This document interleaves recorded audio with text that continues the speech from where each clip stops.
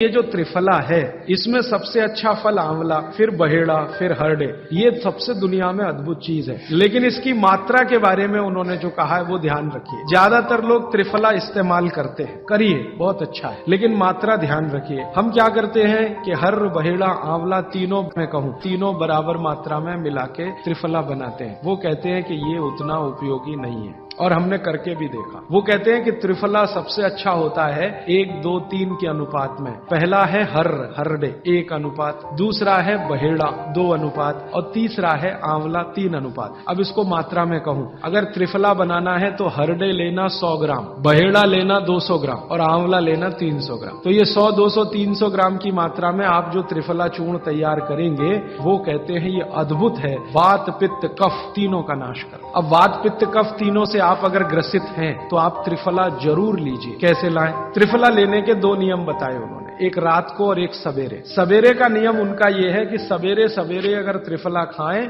तो गुड़ के साथ, नहीं तो शहद के साथ। तो सवेरे का त्रिफला खाएं तो गुड़ या शहद के साथ, रात का त्रिफला खाएं तो दूध के साथ या गर्म पानी के साथ। त्रिफला तो एक ही है ना, सवेरे भी त्रिफला ही खा रहे हैं, रात को भी, लेकिन बागवती जी कहते हैं असर अलग अलग है दोनों के। रात को जो आप त्रिफला खाएंगे दूध के साथ या गर्म पानी के साथ, तो ये त्रिफला रेचक है। रेचक शब्द उन्होंने इस्तेमाल, रेचक माने पेट को साफ करने वाला, बड़ी आंत की सफाई करने वाला, शरीर के सब अंगों की सफाई करने वाला। तो कहते हैं रात को अगर त्रिफला आप ले रहे हैं दूध के साथ या गर्म पानी के साथ तो ये रेचक है, माने ये एक ही काम सबसे ज्यादा करेगा कि आपकी कब्जियत मिटा देगा। कितनी भी पुरानी कब्जियत है मिटा देगा, 40 साल पुरानी भी मिटा दे। और जो दिन को त्रिफला खाया सवेरे गुड़ के साथ, तो वो कहते हैं ये पोषक है। एक शब्द है रेचक और एक है पोषक। पोषक माने शरीर को जो कुछ चाहिए, विटामिन सी चाहिए, विटामिन ए चाहिए, विटामिन डी चाहिए, या विटामिन के चाहिए, विटामिन चाहिए, या हमें माइक्रो न्यूट्रिएंट्स चाहिए, शरीर को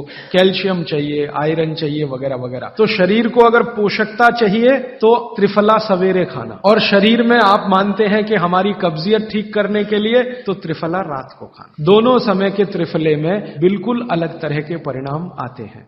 तो जो कहें हम तो स्वस्थ हैं जी, तो सवेरे ही त्रिफला खाओ, स्वस्थ हैं तो। और जो कुछ बीमारियां हैं आपको तो रात को खाओ, ठीक है। मात्रा ध्यान रखना, 1, 2, 3 सम मात्रा का त्रिफला बहुत रेयर केस में इस्तेमाल होता है। 1 या 2 ही बीमारी हैं। अभी मैंने एक जगह इस्तेमाल किया था, एक वैज्ञानिक हैं, भाभा एटॉमिक रिसर्च सेंटर में काम करते हैं, उनको एक बीमारी हुई रेडिएशन से। रेडिएशन आप जानते हैं सभी एटॉमिक सेंटर में। तो उनका पूरा शरीर सड़ गया, एकदम सड़ गया, जगह जगह घाव, जगह जगह, और उसमें से खून निकलता, मवाद निकलता। वो बेचारे इतने परेशान, इतने हैरान, कहां कहां जा जाके, अमेरिका, कनाडा, सब जगह, कुछ इलाज हुआ नहीं, कोई रिलीफ मिला नहीं। कपड़ा भी नहीं पहन सकते, ऐसी स्थिति थी, हमेशा नंगे बदन रहते थे।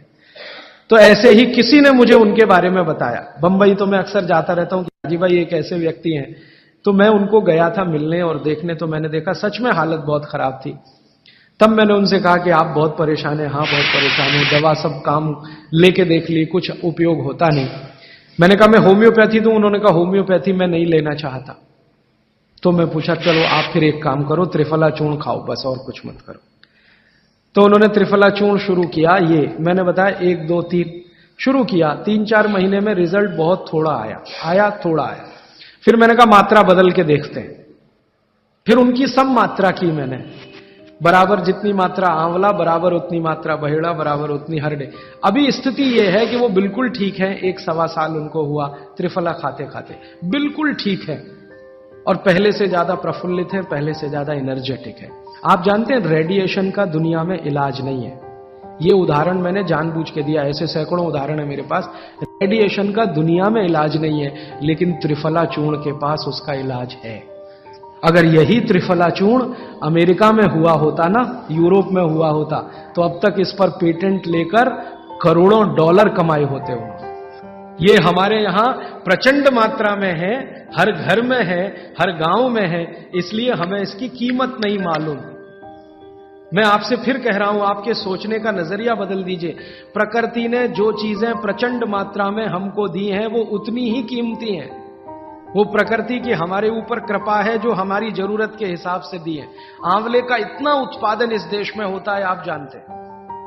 बहेड़ा इतना मिलता है, हरडे इतना मिलता है, और लगभग फोकट की स्थिति में मिलता है। अब पता नहीं कौन कौन लोग उसी आंवले को 200-250 रुपए किलो च्यवनप्राश बना के बेच लेते हैं। ये जो च्यवनप्राश है ना, ये त्रिफला चूर्ण से कई कई गुना नीचा है। च्यवनप्राश पे जितना खर्चा कर रहे हैं उससे बहुत कम खर्चे में आप त्रिफला खाइए, च्यवनप्राश से भी ज्यादा असर है। तो मेरी आपको आज के लिए ये आखिरी सूत्र थी कि आप अपने जीवन में वात पित्त कफ तीनों को सम रखना चाहते हैं तो आंवला, हरडे, बहेड़ा, हरडे, बहेड़ा, आंवला, इन तीनों का उपयोग करना सीख लीजिए। घर में हमेशा इसको डब्बे में बना के पाउडर के रूप में रख लीजिए।